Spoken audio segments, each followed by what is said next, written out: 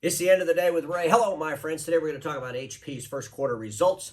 I know you're going to see some articles out there talking about how HP's breaking records. Folks, the only thing HP's breaking is printers when they push out firmware, causing customers to throw away a cartridge because it's not an OEM cartridge, and then order an OEM cartridge, making a truck run out there and deliver them once they can throw this one in the trash. Not very good for the environment. Today, I want to talk about some of the things going on at HP that are totally insane, and I want to talk about how these numbers should be scary.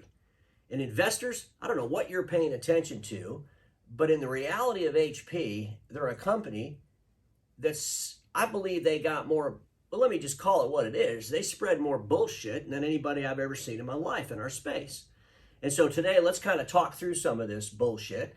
And sorry if that word offends you, but it's craziness. It's crazy what's going on over there at HP. And it's more crazy that the investors are buying into this nonsense. Sooner or later, they're going to realize it's time to go. What I find really interesting about HP is the senior leaders, and I'm talking about senior leaders, people on Eureka's team, cashing out all their stock and running out the door. I'm going to share some insider trading again today, but a while back I did a video and I highlighted Christoph Schnell. Christoph Schnell had sold like $9 million worth of HP stock, and I made a comment, I guess he's not long to leave. Well, he left. He's over at Intel now. Christoph Schnell was pretty important to Eureka. I think he was like second in charge over there. Tracy Kehoe, Chief Human Resource Officer, sold $9 million worth of stock. She left. She's in a new job. Let's just talk about that. Let's just jump right into this, folks. And because this insider trading thing is kind of interesting to me. I mean, if this company was on such a trajectory to do all these wonderful, great things for the world and make shareholders really rich, why are the insiders dumping all their stock and walking out the door? And folks, these are senior leaders.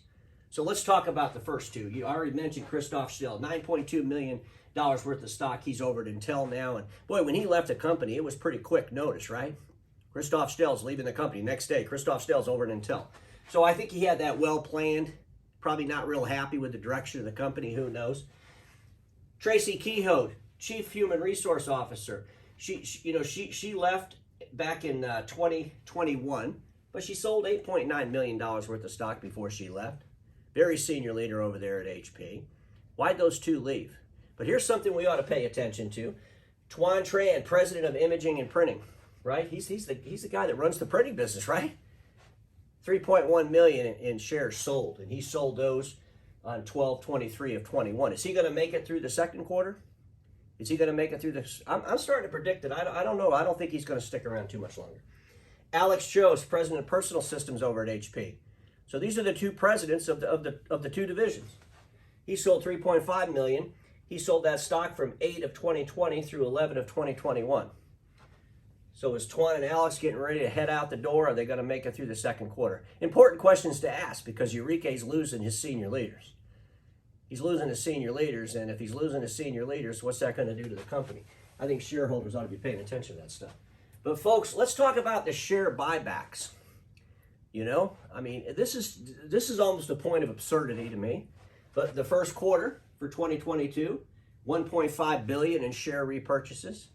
Is this really our growth strategy? Let's buy our own stock and hopefully we can fool the market and raise the price. What people said Carl Icahn was ruthless. Look at it, Eureka, they're just raiding that company. Just raiding it. Let me just buy as much of our own stock as we can, and hopefully that'll fool the marketplace. You know, last year they bought 6.2 billion in share buybacks. They're on target to hit that number. I mean, I guess they'll have a press release one day. We exceeded our expectations on buying back our own shares. Folks, I don't think it's a good idea to be buying back your shares at this level. Okay? I don't know what HP themselves are so confident in. I mean, when their senior leaders aren't confident in the business, why in the world are out there running around buying back their own shares? Something to think about. But you can find all this information out, and I strongly suggest that y'all go do that. Look for these insider traders. Look, see what's going on, because it could tell you who's leaving next.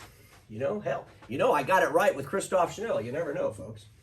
So I want to talk a little bit before I get into some of these numbers about the total insanity around HP and their just pure horseshit around this environment. And I hate to say it like that, but it's just, you got to ask yourself a question. Is it really about good for the planet, or is it good for the sale? It's all sales tactic. They've taken this green environment to a whole nother level in ruthlessness around selling product. And they're contributing sales dollar amounts based on them being this green company and good for the world. And I'm just like, are you people out of your minds? And, you know, and just, you got to Google this stuff, folks, and just read through it.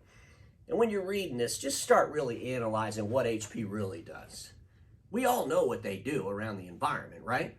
They push out firmwares and they force people to throw away cartridges so they can put an OEM in. That's not good for the environment. That's not reusing plastics, right?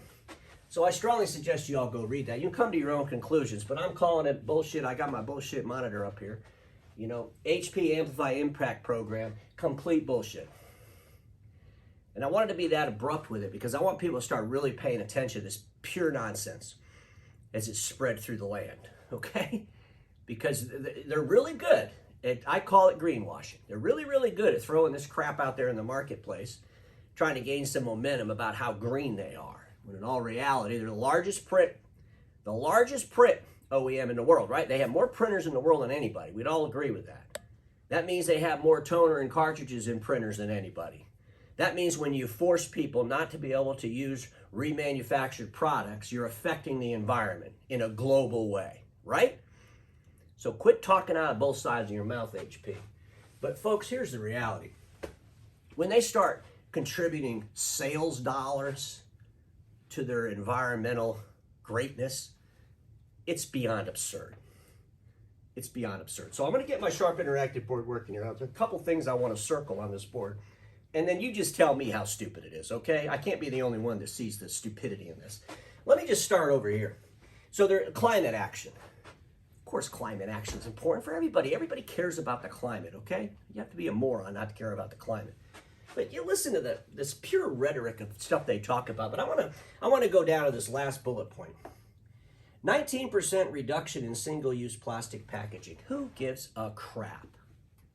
19% reduction in single-use plastic packaging.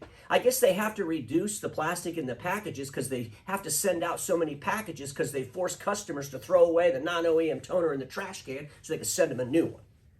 What are they talking about? If they just let people use or remanufactured cartridges, how much plastic would they be reusing then? My God, the number would be off the chart. But see, they can't do that because if they sacrifice any of that supply business, well, their whole company would fall apart. Because they're spending all their money buying back their own shares instead of really innovating, right? Folks, what are they talking about? Did they outlaw styrofoam cups in the break room? I mean, is that their answer? No single-use cups in the break room. We're going to help the environment. In the meantime, push out some firmware to lock out toner cartridges so people have to throw away the cartridge in the printer, throw it in the landfill, throw it in the trash, and then we'll get a truck to run them out a new one.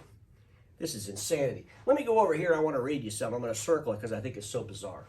Competitive advantage. So they're talking to the world, okay. You know, this is for their investors, folks, right? So they're talking to their investors. Oh, we're doing all these wonderful things. Human rights, digital equity. We're helping the world in so many ways. And because we're helping the world in so many ways, our customers are responding by opening up their checkbooks. This is the craziest crap I've ever heard in my life. 3.5 billion new sales in fiscal 21 where sustainability was an influencing factor. What in the hell does that even mean? Folks, this is just pure crap. This is like throwing up some stupid nonsense to some investor that doesn't want to take 5 seconds to investigate anything. I mean, what do the investors think? Oh my gosh, are you buying HP stock? You should. I mean, they got $3.5 billion worth of sales because of the way they treat the environment and care about people. People are buying from them. Folks, are you out of your minds? You know, and I talked about this before, the stupidity in this. I mean, what do? They sit across from a prospect. The environment's important to you, isn't it? Oh, it sure is, Mr. HP. Thank you. Check mark. What? Folks, come on, folks. We can't be this stupid, you know? And you know, the thing about HP is they keep throwing out this language because people accept it, you know, and then they say, how stupid can we really be before people call us stupid? Well, I'm calling y'all stupid right now. Folks, this is just crazy stuff. Let's go to this next slide. So, you know, let's share some of these numbers. You know, we're going to start out in the printing sector, folks. You know, let me get my magic board working here. So the supplies for the printing business, okay? The supplies for the printing business is 64% of the revenue. Comes out of supplies. So without forcing firmware updates, making people throw away cartridges before they're even empty, so they have to use an OEM, which is not really good for the environment, which isn't reusing plastic, all the things they tell the whole world they're doing. Well, if they do anything like that, it's going to affect their, 64% of their printing business. So they have to talk out of both sides of their mouth. But I strongly suggest the investors pay attention to the side of the mouth that's the truth. Folks, here's the reality. Supply revenue for HP was down 2%. Okay? Total hardware units in the print sector were down 28%. Consumer revenue was down 23%, and commercial revenue was up 9%. Folks, here's the bottom line. People aren't printing in their houses. All these subscriptions that HP supposedly sold the whole entire world, nobody's using them. If they don't have the product and people bought a subscription, are they letting them out of the subscriptions if they can't ship the product? I recently heard where they were doubling the price of the subscriptions. Thank you for buying the subscription for 99 cents. 99 cents, give me a break. And now we're going to double it. Folks, the bottom line is this. Subscription printing is not going to save HP no matter what they tell you, okay? It's not going to save HP. Print is declining. People are going to print less every single day from now on, until eventually a lot of people don't print at all. Will print be around for a while? Sure, it'll be around for a while, but not near at the level it was, which is going to cause strain and stress on their core business. So ladies and gentlemen, let's go to the next slide. Let me cross this one off here first.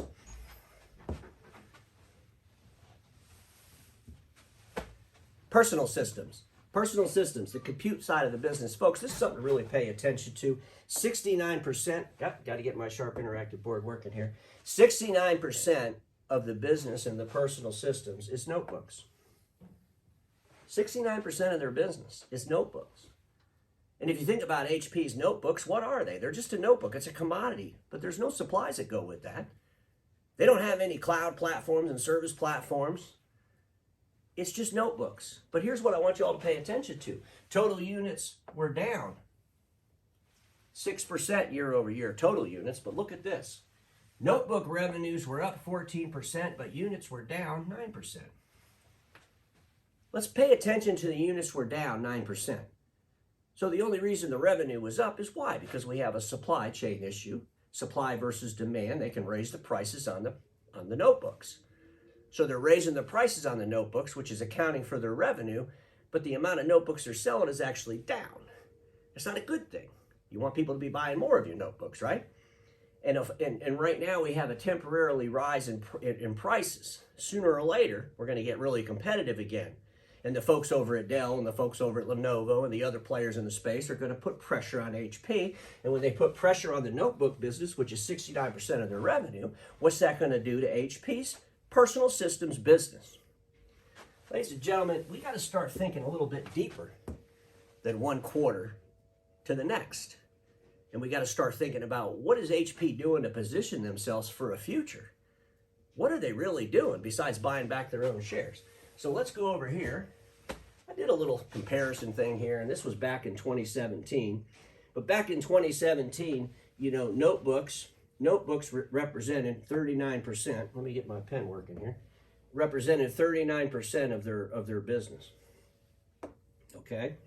Overall, between the print and the personal system side, it was 39% of their business. Today, it's 50. So think about this.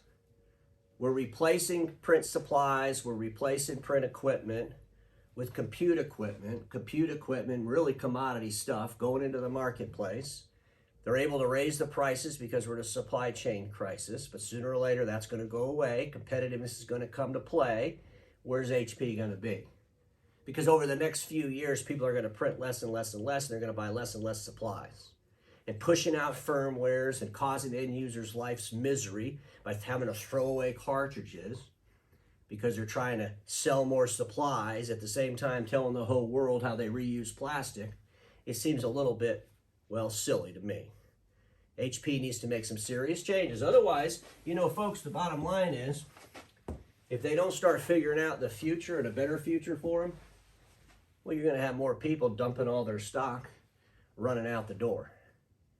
And sooner or later, the regular investors are going to start looking at this company and saying, why in the world would I invest in yesterday?